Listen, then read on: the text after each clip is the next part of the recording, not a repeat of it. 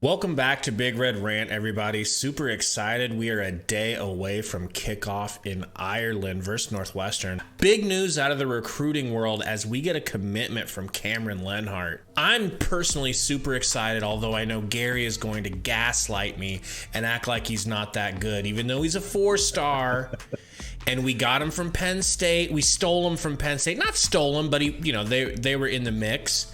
And it feels good to get him away from Michigan State, another Big Ten foe. But Gary, we've been watching a lot of tape on him tonight. We're showing some tape right now that's probably his sophomore year. What do you think of it? He's put on a lot of weight. He is something to look at, all right? Yeah. The guy he pops. The eye test gets passed. What do you think about him? Let me ask you, what is it when we get recruits that you get excited or not excited about? Is it watching the film? Is it the star rating? Is it the size? I'm always curious. Okay, the first thing that I get excited about is the fact that we didn't used to take 4 stars away from other bigger name schools. So when we take a player away from Penn State that they wanted, or we get somebody here from LSU like we've done, that excites me. I'm sorry, I'm a normal fan. Yeah, man, I get that. I really do. Of course, the tape. I need to see the tape. Right. So, like, for me, the main things I look at: what are you bringing the guy in to do? What does he look like now? And jump ahead to when he's going to have to do what he's already doing in high school against Big Ten opponents. And how well can we develop them? You and I have talked a lot. I don't know how much I've said in videos we've actually put out, but conversations we've had. One of my biggest disappointments with this whole regime and the last few that we've had is the underdevelopment of players. Some players you could argue have regressed once they've gotten here. Some, Garrett Nelson's a good example, have really surpassed expectations, and that's always a good thing. With him, I keep hearing about a stand-up edge rusher. Well, that's what he says. That's what he says he wants to be. So, I mean, that leads me to believe that Shenander and Dawson and Frost have told him that's what we want you to come here and do. Now, whether that's them saying something to get him here from those schools that might not be telling him that he can do that, or they really do think that they're going to bring him in here and do that. We don't know. You know what I mean? We're going to have to fast forward a year or two to see which of those things is true. And, two things can be true at once. Maybe they are telling him that, and maybe that's what he'll do. And the thing with clowns like us, we watch 10 minutes of highlights and make these assessments. We don't know. We're not watching all these games, and we're not talking to these guys and talking to their coaches, how they do things in practice and stuff like that. So they know way more than we do. Obviously, we're just, spectating it essentially.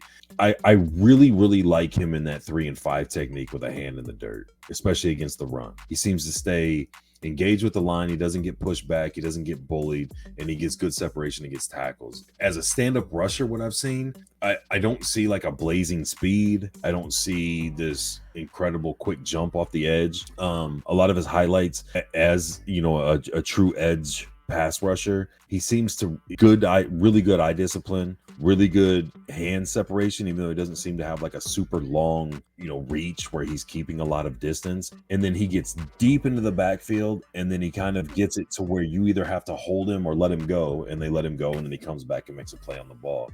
So, I mean, I hope he can develop the skills that he has, because he definitely has skills. I don't have anything bad to say about him. I mean, you set it up to make it look like I'm just going to sit here and trash the dude, but I definitely don't think he's a finished product. Like, what we're getting is what we're going to see when he first plays. I worry about how soon is he going to be needed, right? Because Caleb Tanner's gone after this year. There's a good chance, if our pass rush is as good as people are anticipating, that Mathis and Nelson both could be gone after this year.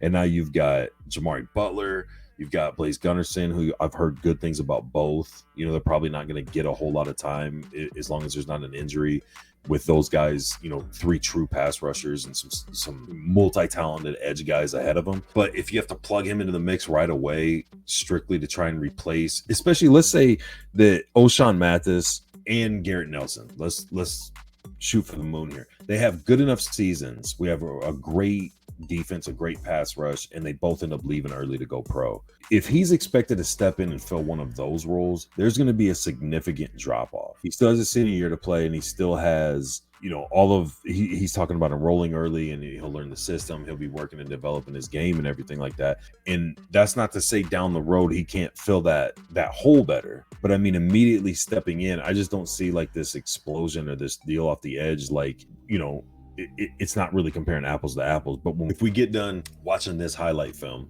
and then you pop on O'Shawn Mathis at TCU, granted, like I said, it's not apples to apples. You're talking about a guy a couple years into college, and you're talking about a guy in his sophomore and junior year in high school. But there's going to be a significant difference in what we're seeing. So a lot of that has to do with time and development, right? Assuming they develop him right and he has enough time to develop. But I really, really like him hand in the dirt, playing on the on the defensive line, whether that's as a true defensive end or a defensive end a little more on the inside, like more 3 technique and a traditional 3-4 type. I think we got him in the door, and he's going to play whatever he's best at, whatever gets him on the field fastest. So if the coaches are saying, look, we've got the edge taken care of as far as somebody standing up, we want you to be hand in the dirt like you would prefer. I think he'll do that. I would prefer that now. I just want to make that clear. Like, I would prefer that based on what I see. If I had if I'm given the reins and I'm putting a guy on the field, that's what I'd want him at now. Well, I think he'll do that to get on the field as soon as he can, whatever it takes.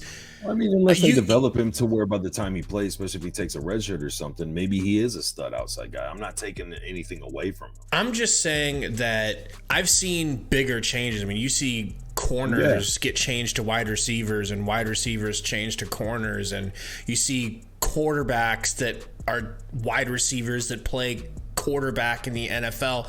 I mean, I've seen bigger, freakier change than I was standing up on the edge and now I've got my hand in the dirt. It's not that. I don't think it's going to be that big of a deal. I think it's that big of a deal because of what you're expected to do coming off of the ball, coming off the snap.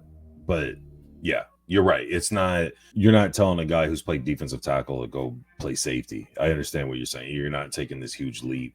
I'm just saying I understand the hype and the rating on the guy watching him in his highlights, but I see it even more in doing specific things and in certain techniques than I do others. That's all I'm saying. Right now, of course, things can change. You know what I mean? Like they took Cam Jurgens from, was he a tight end? Yeah, and made him a 3rd round draft pick or whatever it was as a center. So and when that transition was first happening, people hated his guts because he couldn't get the ball to Martinez. So I mean, I'm not saying it can't be done. I'm just saying once we found out that he committed and you start watching videos and seeing things, it's like, oh shit, we got this guy who's going to be. Maybe it's my interpretation, but I think a lot of people are thinking that we just got another O'Shawn Mathis or Garrett Nelson walking in the door, and it's like, I don't think so. I mean, okay, but counterpoint, physically, he already looks like them. He's like 6'3", 240. You've seen 250 listed somewhere. He looks like them. His motor fits. He seems like he has moves other than just bull rush and or speed around the edge. I've seen good hand placement, and I've seen really good spin moves and stuff from him. Like, he said that he played middle linebacker already in high school, outside linebacker. It looked like we saw him playing safety in a couple of clips. Like he knows that he's a versatile weapon. I don't think he's going to be shocked and telling the coaching staff, no, I don't want to be a versatile weapon. Like, I'm going to remain super excited that we're getting versatile weapons that our defense is going to be able to deploy in different ways. Yeah. And if Penn State wanted him, that makes me sleep better at night. Yeah, I mean, a lot of schools wanted him. And again, man, I'm not saying he can't do this or he can't do that. I'm saying what jumped off to me watching his highlight reel was more of a traditional 3-point stance type of a defensive end, right?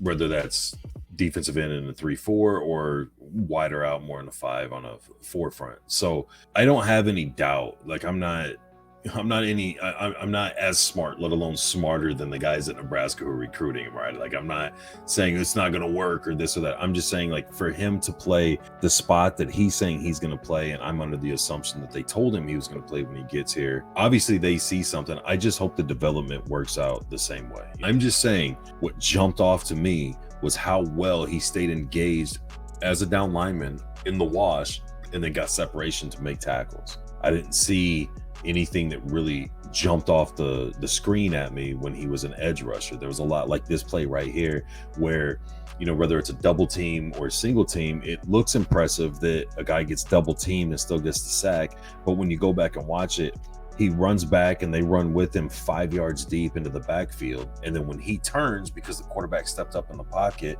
they have to let him go or hold him, and he runs up and makes the hit. Like, everyone should be able to do that, right? I mean, where does there's nobody sealing you off. You know, he didn't get off of that double team on his way 6 yards deep into the backfield. He didn't throw off the guy on the single team to get to the quarterback. A lot of them where he gets deep, the quarterback steps up, and now the offensive lineman has to make a decision. Am I going to hold him or am I going to let him go? And then it's just a foot race to who can get to that spot faster, him or the quarterback. I don't know he's going to have a lot of those opportunities in the Big Ten at the college level, but I don't know that he's going to need to, because I don't think, again, that this is a finished product, and like what we're seeing here is what we're going to have. He's more developed as a hand in the dirt lineman that can hold his position, that cannot get bullied, that can create separation and get to the ball carrier, whether that's the quarterback stepping up or whether that's the running back. All I know is this: you are really turning into the Skip Bayless of this show. All right? Yeah. I'll take the lovable Shannon Sharp role. Okay. Tell us what you guys think in the comments. We're going to have a live show after the game versus Northwestern. Can't wait to see you guys there. Go Huskers.